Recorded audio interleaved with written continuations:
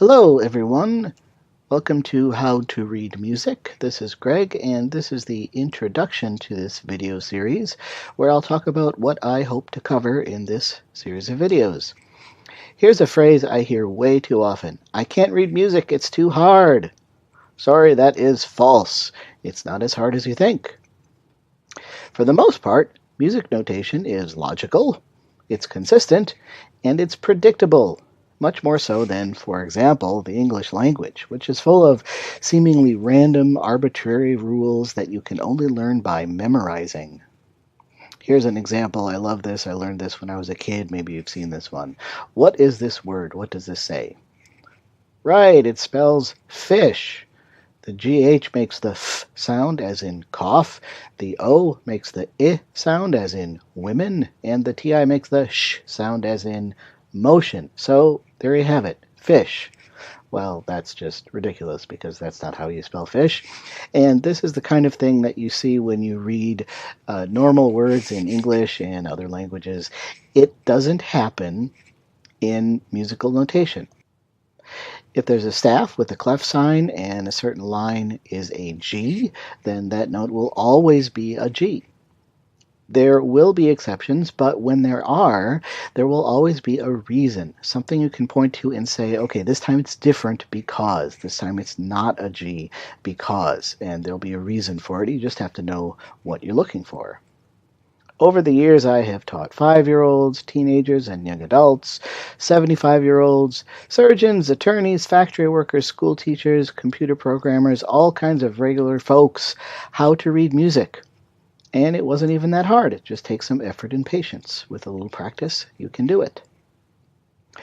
This series is meant to be of use to absolute beginners who've never read a single note in your entire life. Also, musicians, beginners, and advanced who have learned to play by ear but want to learn to read music. Anyone who can read music pretty well but could use a little help understanding a few things. For example, the bass clef, sharps and flats. These are things we'll get to later. If these are things that confuse you, I know a few things that might be helpful for you. Singers. Now, singers, you are musicians too.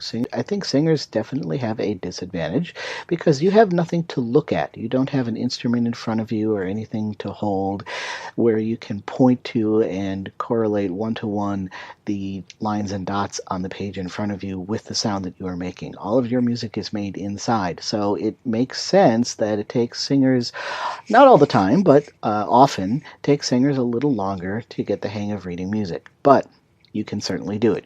This video might also be useful for music teachers who have some students who could use some review or reinforcement.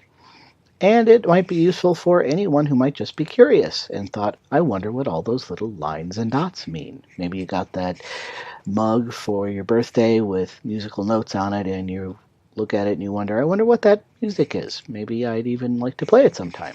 Well, you've come to the right place. What this series will cover: first, how to find the notes on the staff, and then how to identify the names of keys on the piano keyboard, and how to connect the names of notes on the staff to the notes on the keyboard. How finger numbers work. For pianists, finger numbers are different for string players and woodwind players. Also, how to figure out where I put my hands on the keyboard. This is often an issue with beginners piano music. I am often told that that's the hardest part of learning a new piece of music, and I will have a video that will help you learn to do that a little more quickly. Also, how flats and sharps work, those funny little B's and hashtags, which when you first encounter them are a little confusing. I will offer some tips and tricks that might make those a little more clear for anyone who might need a little help with that. Some of what I'll show you will be aimed at piano players more than other instrumentalists or singers, but it will still hold true for every musical situation. Besides, many singers and instrumentalists find it extremely useful to have some keyboard experience, and if you're an advanced singer or woodwind or brass or string player, you might be at a phase where your teachers are insisting that you have some basic keyboard skills. So this will hopefully reinforce what you're already learning, or if you're new to the piano or to the keyboard, it'll help you with that too.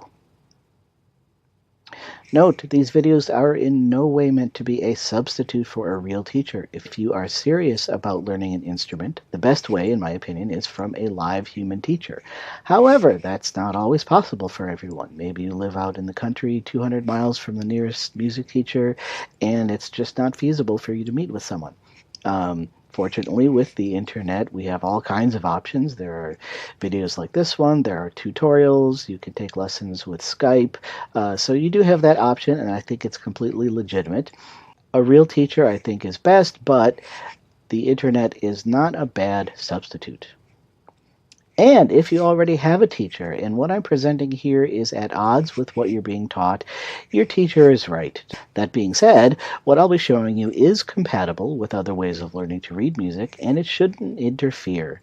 It's just one way of looking at it. So you'll have two ways of looking at it, and I have always thought two ways are better than one. If you are a total beginner, or if you feel like you're really confused, I recommend starting with lesson 01.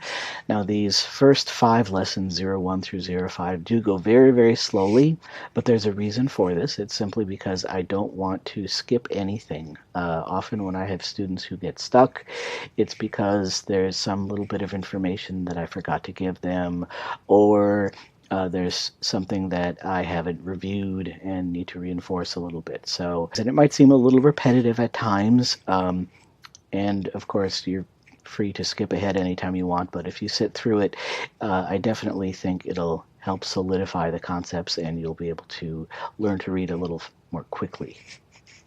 If you have some experience reading, but you're a little unclear about some things or you want to become a better reader, then try starting with lesson 1-1. It goes a little faster, and I don't go into quite as much detail with some of the very basics. So, ready? Let's get started. Pick a video to start with. Have fun. Ask questions. You can ask in the comments or you can send me a message. And good luck. Hope to see you soon. Thanks a lot. Bye.